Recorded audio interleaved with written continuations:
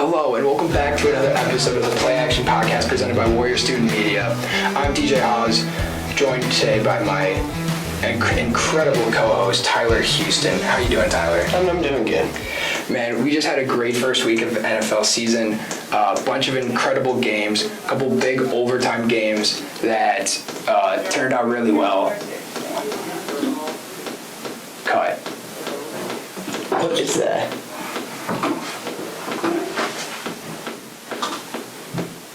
It's something in the ceiling. It sounds like water. It's right there. Yeah. Alright, sorry, Stangle. There is water dripping out on the ceiling. We can't see it, but it sounds like it's up there, so we're gonna restart. So, cut that. Okay. Alright. You ready? Should be. That's going to be annoying, but whatever. It will, but we just gotta go through it now. I don't think it will be that long. 3. Wait, are they gonna need cameras? I hope not. They're gonna come in here for a camera. They do this every time, dude. Someone's gonna come in and need something. Okay, ready? 3, 2, 1. Hello and welcome back to another episode of the Play Action Podcast presented by Warrior Student Media. I'm DJ Haws, joined today by my incredible co-host, Tyler Houston. How you doing, Tyler? I'm doing pretty good. That's what I like to hear, man. How'd you enjoyed the first week of the NFL season? It was very fun to watch. A lot of great games, a lot of upsets too. My Pittsburgh Steelers coming in with an overtime dub over the AFC champions, Cincinnati Bengals. I'm feeling awesome. Although we won't get into that game at all today, really. But I just had to throw it in there right away that, we came out with a dub. It was a good game. Like, you can't ask for much. Trubisky's the future, man. But anyway, I think you just made Bears fans pissed off. Yep, that was the goal. I hope they understand that he's the best. He's in his prime right now. So, but anyway, we're going to get into the games that we talked about last week. We're going to start with Thursday Night Football, go into a couple of the Sunday games, and then go through the last 2 games being Sunday Night Football and Monday Night Football. So, we're just going to jump straight into it with Bills versus Rams Thursday Night Football. We had predicted both, or no, you had the Rams. I had the Rams winning. You had the Rams, I had the Bills. We both projected a close game, but it was a blowout pretty much by Buffalo. So, I'm shocked. I'm really shocked. This is the Super Bowl champions coming in, and I believe it was a home game. Coming in, a home game to open the season, and they looked bad. That was a bad team. That was horrendous. Super Bowl fever got to them for sure. You can't ask, you're going up against the Bills. That's going to be a tough matchup. But the Rams looked like they were like the Houston Texans or something in that game. They played terribly. It was bad. Stafford threw 3 picks in this game. He did not look like himself. There was I believe one of the picks wasn't his fault, if I'm not mistaken. Pretty sure it was a tip pass. So not every pick should be going against the quarterback, but overall he looked really sloppy. Did not look like his former self last year, and even last year he tied for the most interceptions in the league with 17. So interceptions aren't something that were new for us to see out of Stafford, but he just looked bad. Didn't target Allen Robinson at all. He might have gotten a couple targets, but no catches, or no, one catch. He had one catch for 12 to 15 yards roughly, but that's about it. He wasn't in this offense. Couple of great, kept doing what he does best. He's always involved. I do want to mention, though, speaking of this Rams offense, we're going to kind of flip the script here. Bills' defensive front 7 is insane, and that is on paper does not look super talented, but man, did they force pressure. I believe they had 7 sacks. 7 sacks. 0 blitzes. Was not blitzed once. And Stafford just didn't know what to do. Stafford panicked a lot. I think this is a situation where I think they found his weakness. I think the Rams are done for it. The Rams look bad, man. Every year, people say the Super Bowl teams are going to struggle the next year. But the Rams this year, after you won the Super Bowl, yes, that was your goal last year. But now this year, you want to at least go off track with that. Continue the pace you have. But they just got worse this offseason, and especially that offensive line, and that showed this game. That was just good. That's a great point. That offensive line was bad. That was a bad offensive line. That was the main reason that they lost this game. Guys like Ed Oliver, who even left the game in the first quarter with an injury, he was forcing pressure. Jordan Phillips, coming from Minnesota, looked great this game in the interior. Really liked what I saw out of him.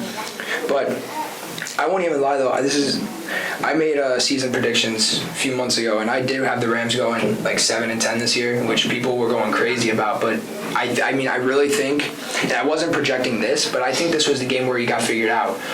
Against blitzes last year, he was really good. He was really good when he was under pressure and could make those, off-balance plays. But in a set structure, from what it looks like, not getting a ton of pressure on him, he just couldn't make the plays he needed to. No, he really only focused on Cup. After Cup, he never had like anyone else helping him out. Nope. And also now we got to talk about the running back situation. I mean, with Akers getting 3 carries and that's it, he let up like 4 blitzes. There's the clip where the linebacker, I believe a defensive lineman coming in at one of the guards, and he's sitting there in pass pro. You're supposed to wait for your guy. The defensive tackle gets past, and right as he's coming at him, Akers moves out of the way. Mm-hmm. It's like, no, that is not what you do. I don't care if you're supposed to go out for a pass. If you see an unblocked defensive player coming at your quarterback, you block him. I don't care if you get run over. That is your assignment. Yeah, that's probably the main reason why he wasn't involved much this game. Completely agree. The Rams realized that early on that he wasn't wanting to get in contact with guys like that. But they know Darrell Henderson doesn't mind the contact from other guys, so they put him in more snaps. And Darrell Henderson even got involved in the passing game. I do think Henderson's going to be that workhorse back. I think they'll move on from Akers relatively quick. I think he's on a short leash right now. But outside of the Rams offense, their defense, mixed feelings. I got mixed feelings about this defense. Ramsey was bad. Ramsey, looking at the Super Bowl game, he was pretty solid in the Super Bowl, but had a couple big plays he let up, which caused him to look terrible. This game was just all around bad. He let Stephon Diggs blow right past him for a 40, 50-yard touchdown. 50-yard touchdown. When people were saying, I saw people on Twitter going around saying, is this Ramsey's fault? Is this really Ramsey's fault? Yes, it was. Yeah, it was. You watched the play, it was definitely his fault. He let up a perfect passer rating of 158.3, which is crazy to me.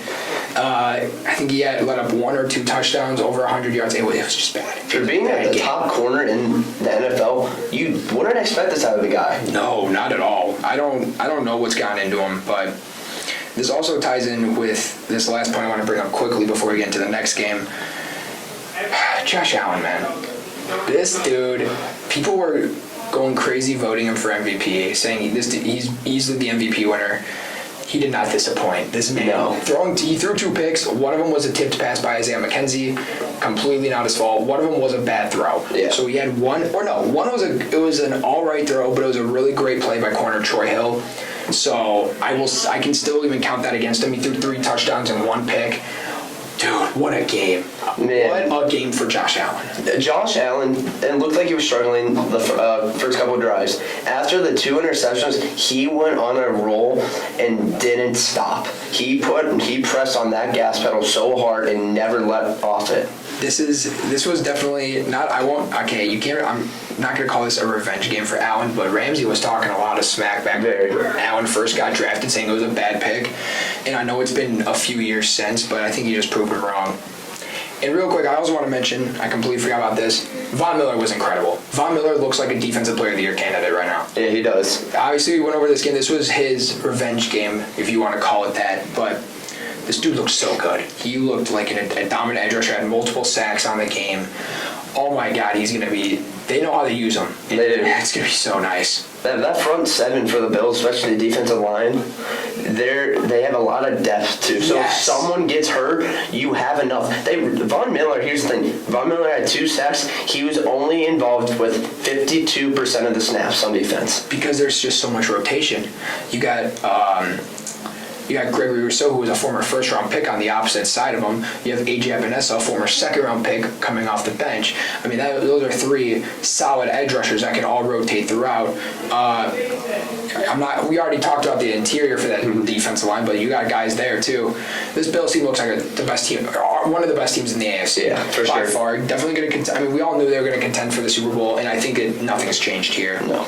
But let's get into the next game. Probably the game everyone's wanting to hear us talk about, and that's the 49ers-Bears. I got proven wrong.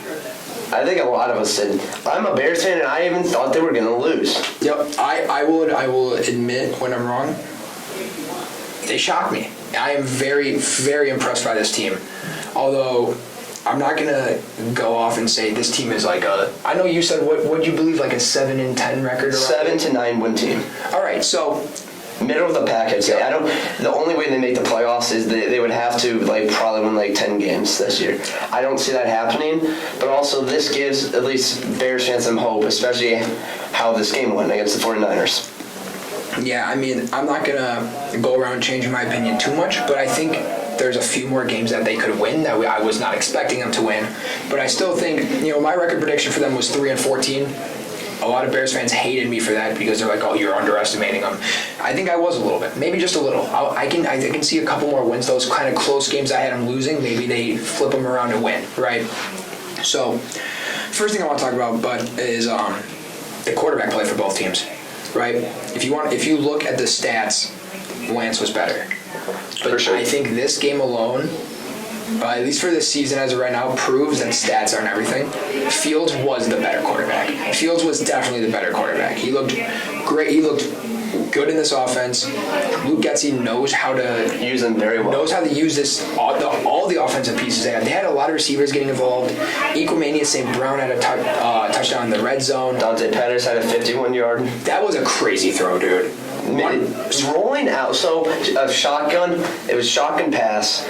You get rushed from both ends, and he rolls out to his left field, breaks one tackle, just stands there on the left side of the field, and just throws it to the other side of the field where Dante Pettis was wide open. And then there was a huge block at the end for Pettis to score.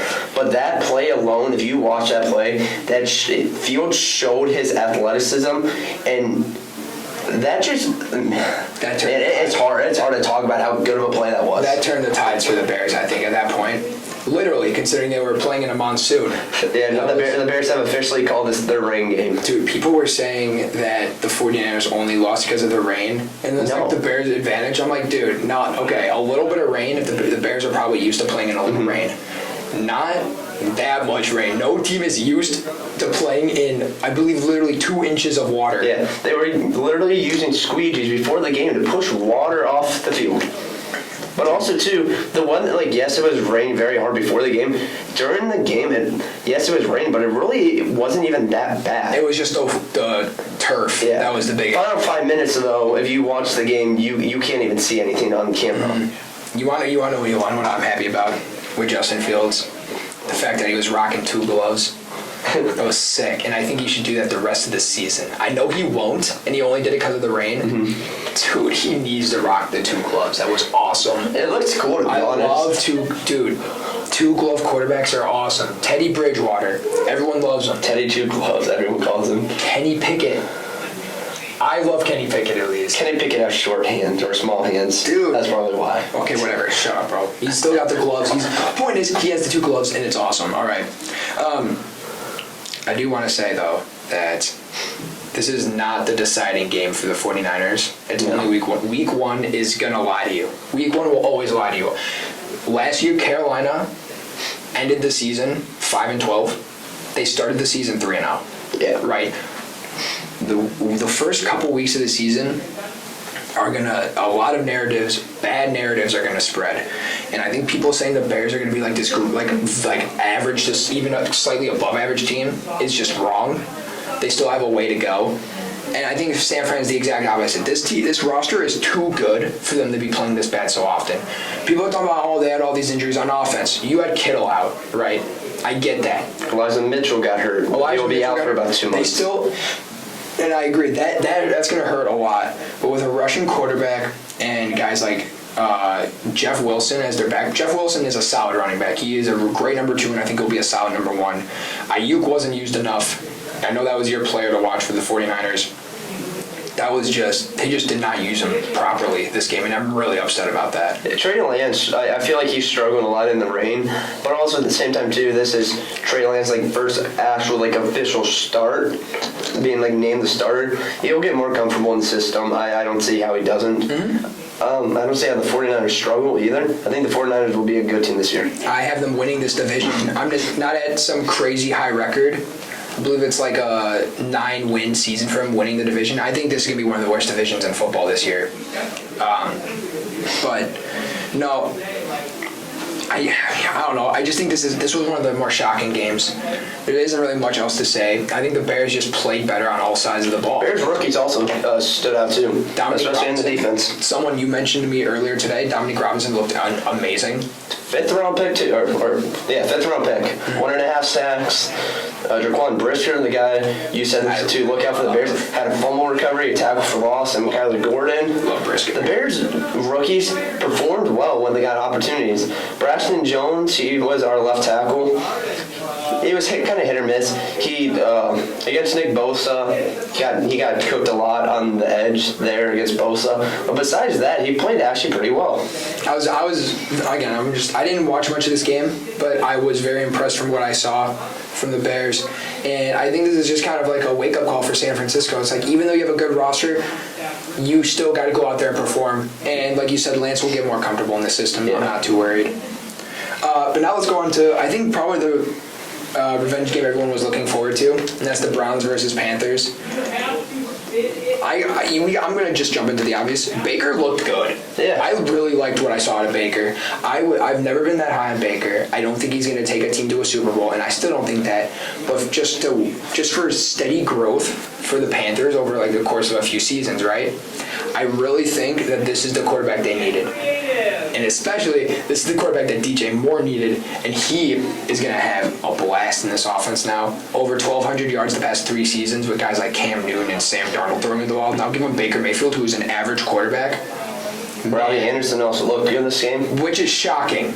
Robbie Anderson has not been that good. No. But that's a great point. He did look really, really good. I was very happy with I was happy to see him playing good again because he is a very talented player. And he was through a lot of trade rumors this offseason because he just wasn't that great. Mm-hmm. But yeah, man. I mean, what'd you think about this game? It was a very good game, fun game to watch, especially for Baker Mayfield's sakes. Comeback game, at least against the Browns, you could say. Fortunately, the Panthers did not win. We both had the Panthers winning this game. Yup.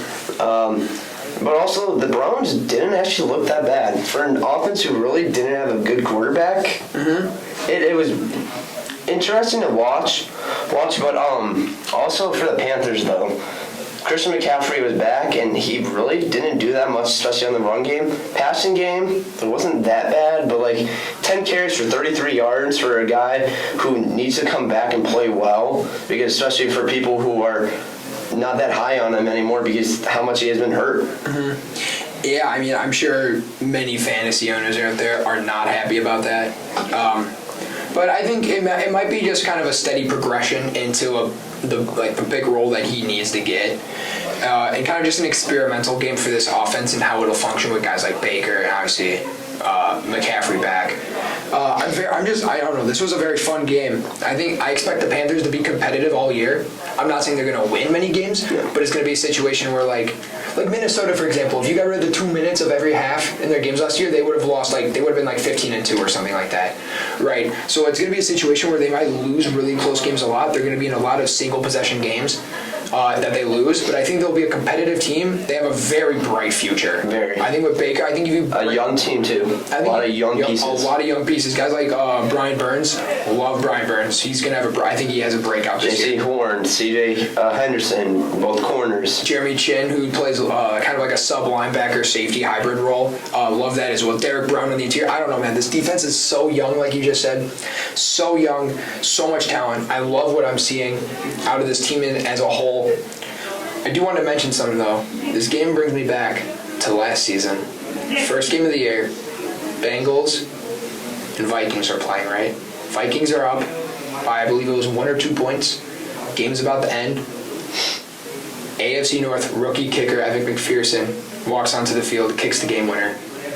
Exactly what Cade York did. AFC North rookie kicker Cade York goes out on the field, kicks the game winner when they were down by 1 in the final seconds of the game.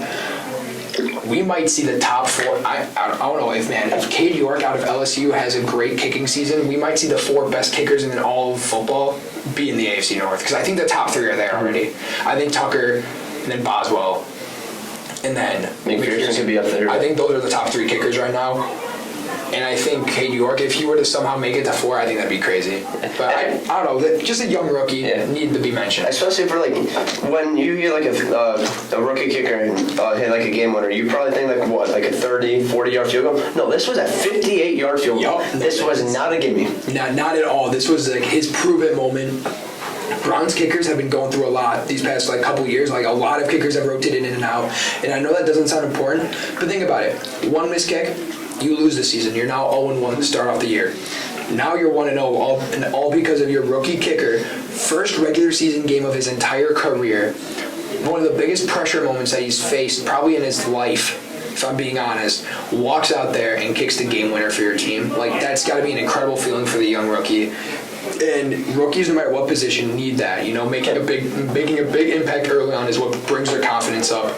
That's what happened to Evan McPherson last year. I think that's what's going to happen to Cade York, and I think we're going to see. I mean, I know we're talking about kickers again, but like, they're such an important aspect to a football game, and not many people talk about them enough. So, loved that he was able to make that. I don't like the Browns, but I'm rooting for this guy, man. Yeah. I mean, I don't know. Rookie kickers are fun to watch how good they are, because their careers can end like that after a few missed kicks in a season, gone. Especially in that game. The fact that McPherson didn't get cut after the game against the Packers last year, I wasn't going to say the Steelers game. I thought you were about to. No, I was going to say his rookie. It was one of the first games of the year, and he missed like 3 or 4 kicks in one game. Like, that can get anyone cut. Mm-hmm. Just missing a few kicks in one game, gone. But I don't know, man. This Browns team will continue to win games even with Jacoby Brissett. Especially with Nick Chubb and Kareem Hunt at running back. Dude, I benched Kareem Hunt on my fantasy team this week and lost because of it. If I would have started him even over like Najee Harris, I think I would have won. Well, you also can't predict that Najee Harris is going to struggle because of an injury. Yeah, I know, but it sucks. But okay, let's move on to the Sunday Night Football game, Buccaneers versus Cowboys. Dude, well, let's kind of start off with the obvious. This game sucked. Yeah. 5 field goals and 1 touchdown. Dallas, the only team. I want to mention though, Dallas is the only team that not had scored a touchdown this week. And that's America's team too. Oh yeah, we love to see it. Everyone loves to see it unless you're a Cowboys fan. But also, let's at least say something for the Cowboys. Cowboys are hoping this won't keep him out for long, but Dak Prescott is having thumb surgery after taking a hit to his throwing hand. Yup. I believe they're okay.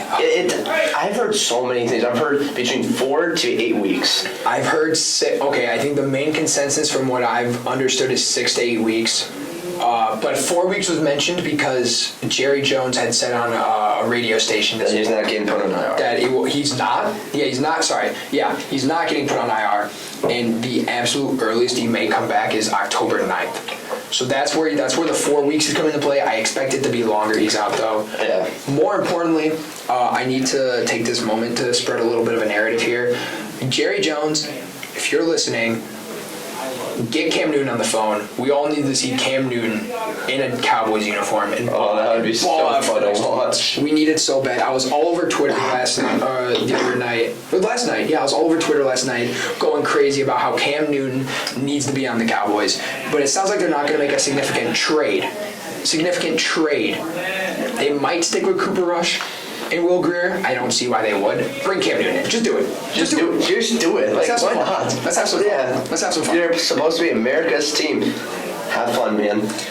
You want to talk about America's team? I feel like this is a team that has 2 of the most polarizing players on their defense in Trayvon Diggs and Micah Parsons. Parsons look incredible. Let's just stick with that. 50%, I don't know if the numbers are exact, but like half of his snaps were off pass rush and half of his snaps were in coverage. And he had 2 sacks. This dude's incredible. God. This dude is a generational player. And I mean, I think it was obvious last year, but I think this might have been the best game he's ever played. He's being used more in coverage, which is something that was the one weakness he had. And it wasn't even bad in coverage. It was just like, we need you to be more versatile. And that's what they're going to do this year. They're going to use him a lot more in coverage. They're still going to rush him off the edge. Of course, why wouldn't you? But it's going to be a consistency of both. I think he proved why he deserves to be in that role. Yeah. This dude's elite. Very versatile. He's probably going to be a top 5 defensive player in the league by the end of this season. Okay. Sorry about that. A little bit of a delay there, but no. Okay. If we're going to talk about the Dallas defense, let's move on to the Tampa Bay offense. This offense might have the best depth in football.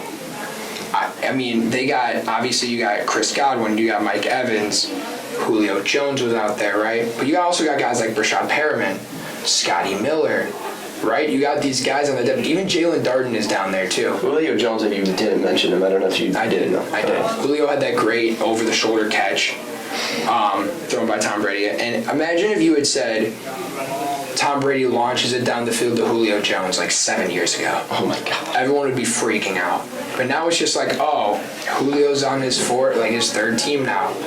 Crazy, right? But no, Julio is I'm not going to say he's washed, but I'm not going to say he's still where he is. It's not like Julio's not back. Julio is there, right? He's just there. Yeah, but this Bucs team didn't even look that great. I won't lie to you. They did not look that good. A bunch of field goals, 1 touchdown. I was not super impressed at all. No. This offense, I understand you're going up against a good defense from Dallas. The Buccaneers didn't really do that much besides kicking field goals this game, pretty much. It was annoying. It was annoying to watch. Trayvon Diggs, though, I want to mention him because he looked great in this game. He let up a touchdown on Mike Evans, but that was a situation where there was a perfectly placed ball, and then Mike Evans is 6'5", so yeah. There's nothing he could have really done. He played the best coverage he could have there. He was very disciplined. He was swatting the ball away a lot, which obviously any corner should do. But this was a guy who would just go for the pick every time. He is learning more to take pass deflections when he can and not need to force a turnover at every moment. And I was just very. He's maturing as an NFL player, and I'm super happy to see that because this dude has the potential to be really good in the NFL. I know we weren't saying a ton of great things about him, but he's moving in the right direction. I'm not going to say he's a great corner right now, but tides have completely flipped. Quick little kind of opposite side of the spectrum here. In the Falcons-Saints game, A.J. Terrell, who was widely considered a top 3 corner last year, gave up 2 touchdowns. He looked bad. Yeah. Obviously, we just talked about Ramsey, who looked terrible, right? So I think the top corners, the order of top corners is going to drastically change in the near future. And I think it's going to be recency bias. I think people are going to start putting Trayvon Diggs in the top 10 again, where I can't see that as of this moment. But if he continues this for, maybe the first half of the season at least, then I will. Yeah. I will be easily, because he'll be consistent. And that's all we need. Yeah, you need consistency out of a good corner. Not giving up tons of yards is also huge. Plus penalties last year for him. Struggled with penalties and giving up a lot of yardage. This game showed that he, as you said, being more disciplined. He did not have a pick at all this game, but he had a couple passes defended. Yeah, but that kind of balance is very important. Real quick, we're going to go into one last point of this game. I want to hear your thoughts on this. What do you think of Dallas's running back situation? What are your thoughts on that? Every year, man, everyone says Zeke is getting worse and worse, but at the same time, if he's getting worse and worse, why is he still being used? I think it comes down to the money situation. You're paying him, I think, $16 million a year. You can't just put that on the bench. No. Although Zeke did have only 2 more carries than Tony Pollard this game, and I think we're gonna see we might even see a breakout year for Tony Pollard, and that's what I'm hoping for. I think he goes into free agency after this season. Especially if Zeke is still here and they're not going to use Pollard, correct? So, it all depends. I think they're going to try to keep Pollard, but I think Pollard himself will say, no, I'm going somewhere else. I can be a starter in the league, and he can. Yeah. He could easily go be I don't know. You could probably go start for Miami, for example. Miami's a good one. New England, you could probably go start for. You got these teams out there that need a starting running back, and he can bring that. But again, just kind of quick, summary of that. Bad game. Very bad game. Not happy. But let's move into the final game. Monday Night Football. Broncos versus Seahawks. Oh God. Is Geno Smith better than Russell Wilson? It looked like it. Yeah. I loved what I saw. This game was awesome. I know we picked Denver and we thought it was super obvious, but I'm happy that Seattle won. I really am. Seattle deserved this game, especially because Seahawks got bashed for trading away Russell Wilson. But at the same time, it's worked, clearly. This offense will only go as far as the quarterback takes them. And now think about it this way. If they don't win a ton of games, what if they get a guy like Anthony Richardson, quarterback out of Florida, 6'4", 240? This dude's insane. He's probably the best mobile quarterback we've seen since Josh Allen. Put that on this team with DK Metcalf, Tyler Lockett, Noah Fant, Rashad Penny, Ken Walker. Maybe he performs well. I'm very upset that he was inactive last night. That really upset me considering he was my player to watch. But I think that's due to like an injury issue. I don't think he was a healthy inactive. They don't. That's a second round picks. That's not common. But this offense will only go as far as the quarterback takes them. But I do want to mention just real quick, and then you can get into your thoughts on this. Ken Norton Jr., defensive coordinator for the Seahawks. This dude is great. He performed a great game plan for Russell Wilson. Yeah, no, I'm agreeing with you. Like, it was insane. I mean, 3 goal line stops. I think this game, 2 fumbles on the goal line. Okay, if you're the Broncos, I'm sorry. How do you fumble twice? Back-to-back tries. You get to the 1 yard line and you fumble both times. I was talking to a friend of mine, and when he was watching the game as well, and he goes, "Why are you giving the ball to Melvin Gordon on the goal line? Why is he the goal line back? You're stupid, Nathaniel Hackett." And then the next drive, Javonte Williams is the goal line back, and he also fumbles. It was just bad. It was bad. Personally, I think Nathaniel Hackett, some play calls he made were very questionable. Especially how you ended the game. This is week 1, so I'm going to take it with a grain of salt, like we've been saying. But I don't like what we're seeing out of him. It's not promising by any means. But, I mean, again, Seattle just performed how they needed to win. Denver needs to develop chemistry. They do. And that is the big issue right now. Russ has been all over trying to get, practice with this team as much as possible. There needs to be more done, I think. So, at least this game, it looked like Jerry Jeudy was Wilson's favorite target. But at the same time, too, you have a guy like Cortland Sutton. You have Jeudy, as I said. You also have KJ Hamler. Plus, you have 2 good running backs who you can go back and forth with. But this offense only still put up 1 touchdown and 3 field goals, right? Yeah, I believe so. Yep. No, I think it took towards the end of the second quarter for him to even target a receiver. Andrew Beck, does that name ring a bell to you at all? Andrew Beck, like some depth chart tight end for them.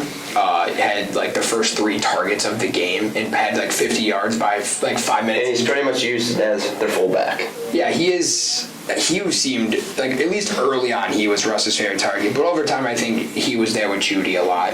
Jeudy had a 67-yard bomb of a touchdown. I believe it was like 5 catches, 100 yards, and a touchdown this game for him.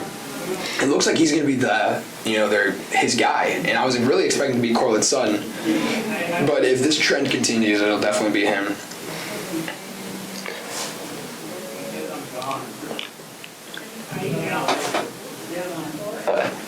For the Seahawks, though, offense-wise, DK Metcalf was... Jesus, dude. All right, what are you saying? Okay. Seahawks, for offense, well, somewhat the offense. Geno Smith, as we said earlier, looked good. DK Metcalf was used very well, and he was the main target for Geno Smith. Tyler Lockett didn't also do much for the Seahawks either. No, I mean, I'm shocked. This whole offense is really like confusing to me. I don't know how these guys are going to be used. Geno Smith, again, we'll go back to him just for a quick second. Completed the first 10 passes he threw. Like, this dude's insane. I was very impressed. And to quote him, "They wrote me off, but I ain't right back yet." I love that quote. That was the best quote of the week. That quote's going in my senior yearbook, I think. I think that's going to be it. I think that's got to be it. That quote's awesome. But No, I mean, I'm just impressed with the Seattle team. Again, just like Chicago, I'm not going to make this a big judgment call. I have Seattle going like 4-13, and I think they might, maybe now one of these closer games I had them playing that they'll win instead of lose. But that's about it, right? I'm not going to expect a ton out of this team. That's like saying San Fran's going to suck this year. Like, the Cardinals are going to suck this year. Just kind of, it's like you lose one game, you're not going to be bad. Mm-hmm. You win one game, you're not going to be great, right? So week one showed a lot. I think it gave a lot of surprises, like you said, like early on in this episode, a bunch of upsets. So yeah, and a tie. They did get a tie. And a tie, of course, between all four AFC South teams played, and none of them have won, and two of them played each other. Let's put that in perspective. Yeah, so I mean that's gonna be, jeez, dude, that's still. I hate ties, but I think the NFL needs to fix that, man. Do something like college. Like no one wants to see a tie. What's the fun of that? Nah, dude, something needs to be changed. But that's gonna be our recap for the games we went over, right? Our week one recap. Do you got any final thoughts you want to add, or? No, I'm excited to see how some of these teams do, especially the teams who should have won games, like Broncos, the Bengals, teams like that. Let's see how they do moving on. Two main teams to look out for will be the Bengals and Ramps. Do they have Super Bowl fever, or was it just a bad week? I want to answer that now real quick. Cincinnati, one bad week. Rams, Super Bowl fever. Done. All right. Bold take. I had thrown out there. We throw out hot takes probably every episode, so we're gonna throw that one out there for you guys. But thanks so much for listening. This is the Play Action Podcast presented by Warrior Student Media. He's Tyler Houston. I'm TJ Haws. See you next time.